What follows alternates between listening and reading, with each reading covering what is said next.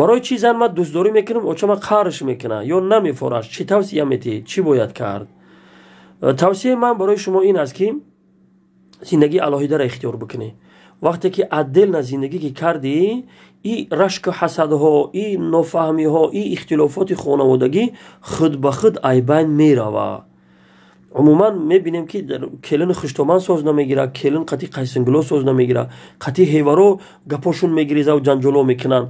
به همین خاطر این توصیه را یکی از علمای بزرگ هندوستان، اشرف علی تهانوی رحمت الله علیه که او را حکیم الامت میگن، میفرماید که میگه وقتی که زن گرفتی، اگر میتوانی یک خانه اصولم که باشه زندگی تا الهیده بکن. حتی یک سوزن و رشته میگه مشترک نباید باشه، چون که وقتی که یک چیزی که مشترک میشوه، اختلافات، رشک حسد، نفهمی ها زیاد میشوه در خانواده. بهترین راهکار، بهترین دستورالعمل برای پیشگیری از اختلافات، از جنگ و جنجال های خانوادگی، این زندگی الهیده است.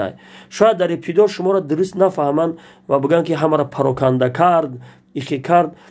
شما اهمیت ندید. پس منظر ای را وقتی که میبینن، نتیجه ای کار را وقتی میبینن که اختلافات ها از بین رفت، جنجال ها، رشک حسد ها از بین رفت، اونها هم دیگه به این کار دیگه خشنود میشوند، راضی میشوند دیگه.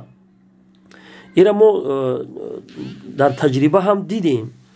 مثلا وقتی که الهیده زندگی میکنی تنشتر میگردی. الهیدگی به این معنا نه که دیگه همین الهیده کردی خطه و دیگه حال پدر و مادر خبردار نشوی.